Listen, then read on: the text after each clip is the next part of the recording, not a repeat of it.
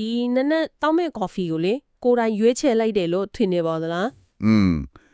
လူတိုင်းကတော့ကိုယ့်ဘာသာရွေးတာကလို့ထင်ကြမှာပဲ တကယ်တော့လေမနိုးခင်ကနေကဖုန်းထဲက AI ကနှလုံးခုန်နှုံးတွေမင်းညကအိတ်ဆက်မှုမှတ်တမ်းနဲ့ဒီနေ့ယာဒီဥရုကိုတွက်ချက်ပြီးတော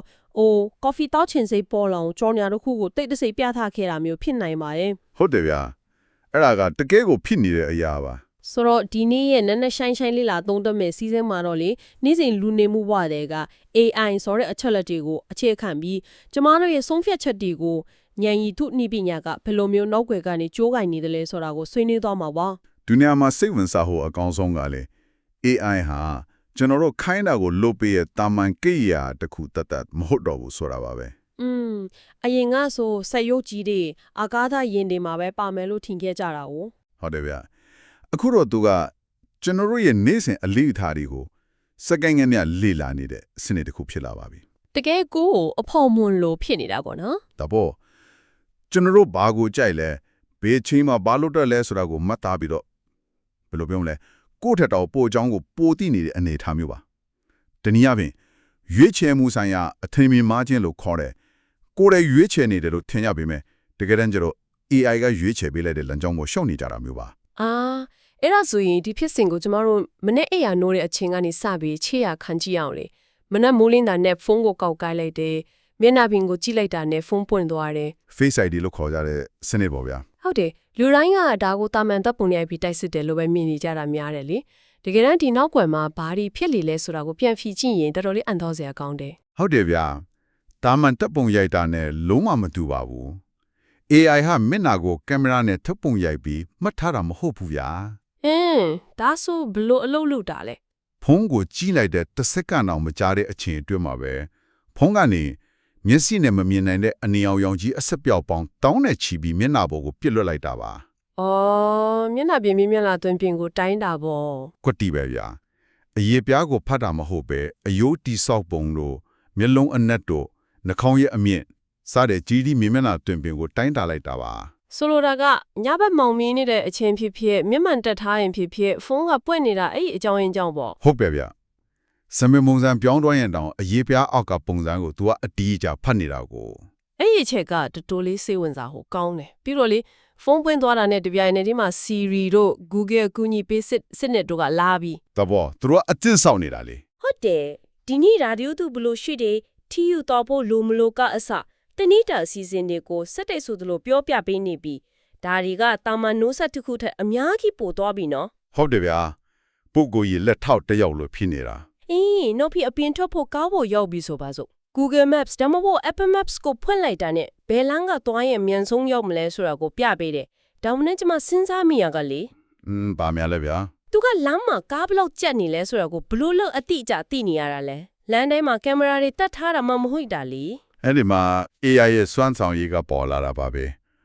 Google Maps ဟာလမ်းတွေကိုကြည့်နေတာမဟုတ်ပါဘူး ဒါဆိုဘာကိုကြည့်နေရတာလဲ သူကအဲ့ဒီ9မိုင်10မိုင်ပတ်လည်မှာရှိတဲ့ Android ဖုန်းမတောင်းတဲ့ချီတဲ့အချက်လက်တွေကိုတပြိုင်နက်တည်းစောင့်ကြည့်နေရတာပါ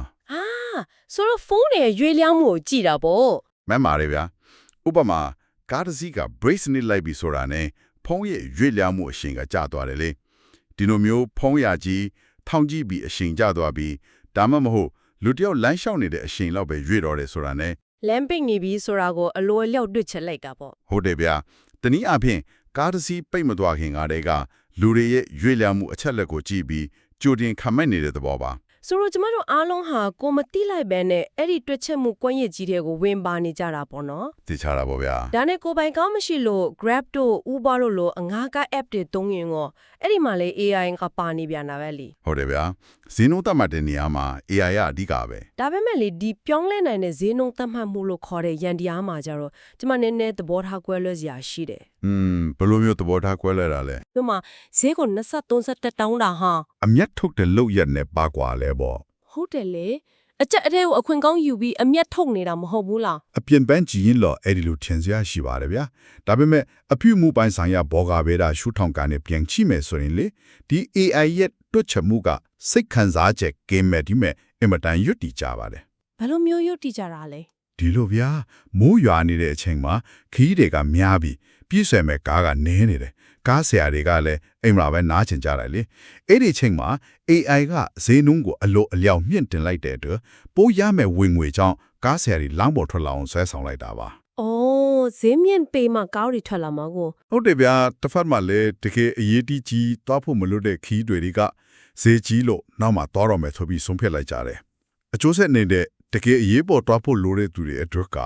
ကားရနိုင်ခြေကိုမြင့်တင်ပေးလိုက်တဲ့သဘောပါဝယ်လိုအားနဲ့ရောင်းလိုအားကို second နဲ့မြထိန်းနီပေးနေတဲ့ရန်တရားတက်တာဖြစ်ပါတယ် ဟုတ်ပြီဒီတော့ရုပ်ပိုင်းဆိုင်ရာသွားလာလှုပ်ရှားမှုအလုံးဟာ AI ရဲ့စီမံခန့်ခွဲမှုအောက်မှာရှိနေခဲ့တယ်ဆိုတာရှင်းသွားပြီပေါ့အဲ့ဒီကနေရုံရုံလို့အလုပ်ဆက်လုပ်တဲ့အချိန်ကြတော့ရော အဲ့ဒီမှာလည်း AI ကနောက်ထပ်ပုံစံတစ်မျိုးနဲ့စောင့်နေပြန်ရောဗျာ ဟုတ်တယ်လမ်းညွန်တဲ့အဆင့်ကနေကျမတို့ရဲ့စိတ်ကူးညံကိုပါကူညီပေးတယ်မမြင်ရတဲ့လုတ်ဖို့ကင်ဖက်အဆင့်ကိုကူပြောင်းသွားပြန်တယ် email ပို့တဲ့နေရာမျိုးတွေမှာပေါ့ဗျာ ဒါပေါ့ Gmail ကအစားသားတဲ့အလို့ရောက်ဖြည့်ပေးတာမျိုးလေပြီးတော့ Grammarly လို့စနစ်တွေကလည်းစာလုံးပေါင်းတတားတွေကိုပြင်ပေးတယ်အရင်ကဆိုကိုယ်တိုင်စဉ်းစားရတဲ့အရာတွေကိုသူတို့ကဝင်လုပ်ပေးနေတာဆိုတော့ဟိုလေရေရှိမှလူတွေစာမရေးတက်တော့တာမျိုးဖြစ်လာနိုင်မလား လူတွေညံရည်ကြတွားမလားဆိုတဲ့စိုးရိမ်မှုပေါ့ဗျာအစားထိုးတာထက်ဦးနောက်ရဲ့အလုတ်လို့ရတဲ့ဝန်ထုတ်ဝန်ပိုးကို short ချပေးလိုက်တာလို့ပြောရင်ပုံမှန်ပါလိမ့်မယ်တာမန်စာကြောင်းတွေရိုက်ဖို့တဒါမှန်မှန်စစ်ဆေးဖို့စဉ်းစားရမယ့်အချိန်တွေကို AI ကတာဝန်ယူပေးလိုက်တဲ့အတွက်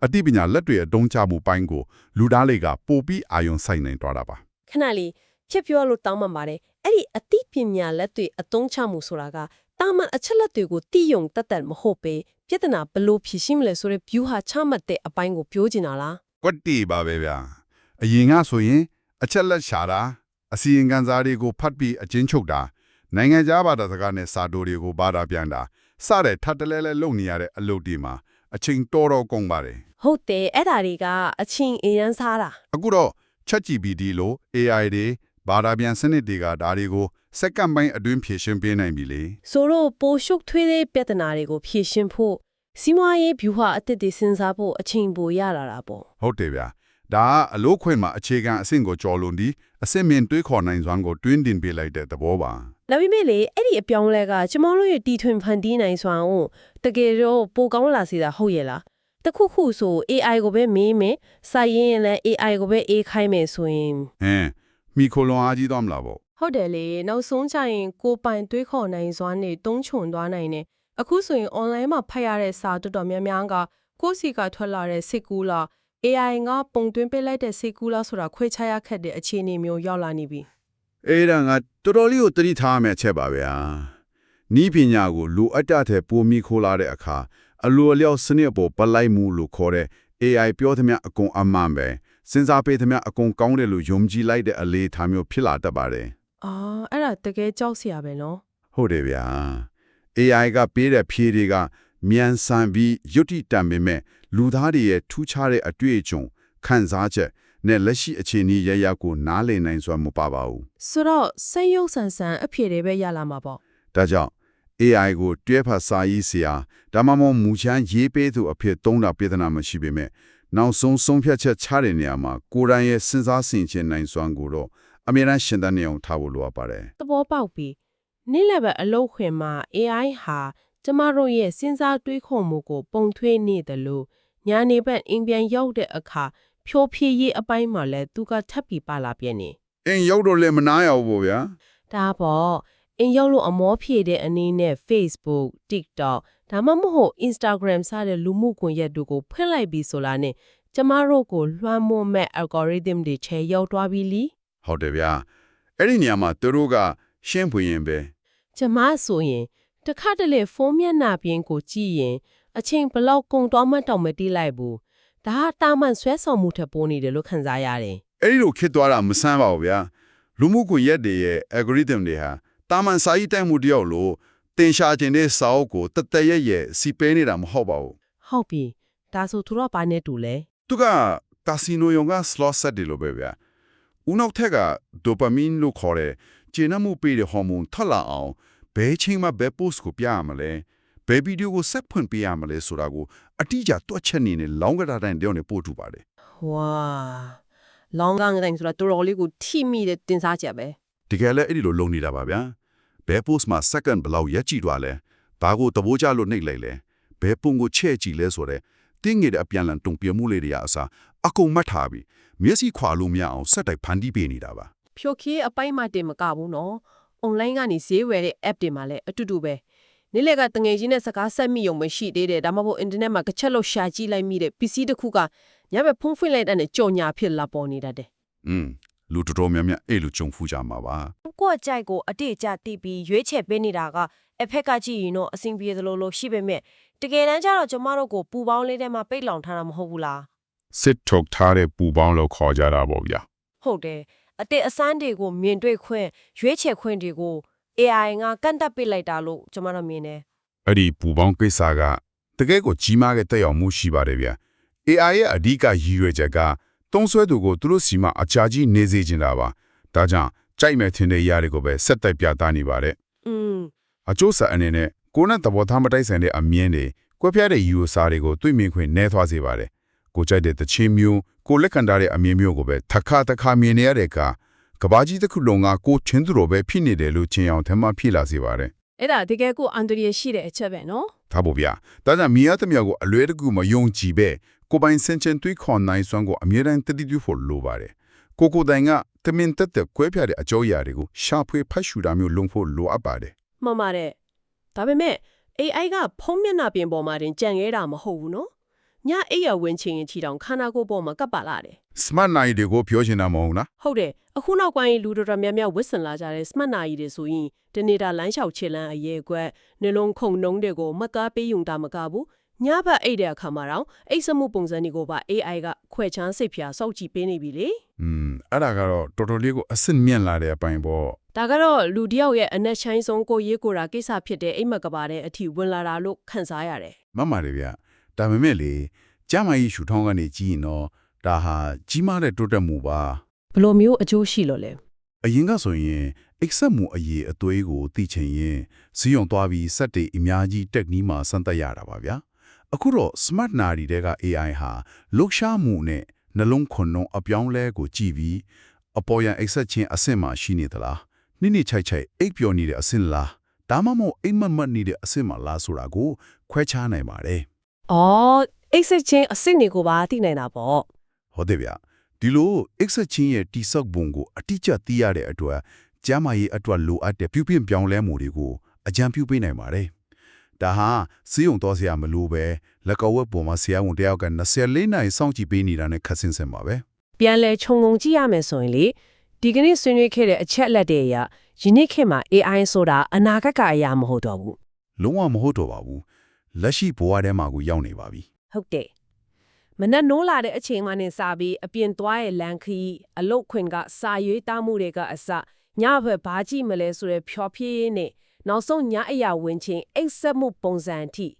ရွေးချယ်မှုတိုင်းနောက်ွယ်မှာ AI ကအင်မတန်အစွမ်းထက်တဲ့ကွန်ရက်ကြီးတစ်ခုအနေနဲ့အလုံးလုံးနေတယ်ဆိုတာကိုရှင်းလင်းစွာတွေ့မြင်ရမှာပါ တေချာတောင်ဗျာဒါတွေကိုသိရှိထားခြင်းကနေရရှိမဲ့အကျိုးကျေးဇူးကတော့ digital တက်မြောင်မှုကိုမြင့်တက်စေတာပါပဲ အဲ့ဒါအရာအရေးကြီးတယ်နော် ဒါပေါ့ဖုန်းမင်းနာပြင်ပေါ်မှာပေါ်လာတဲ့ကြော်ညာတစ်ခုအကြံပြုချက်တစ်ခုတိုင်းဟာဘာကြောင့်ပေါ်လာတာလဲဆိုရဲအကြောင်းရဲ့ရင်တရားကိုနားလည်သွားတဲ့အခါ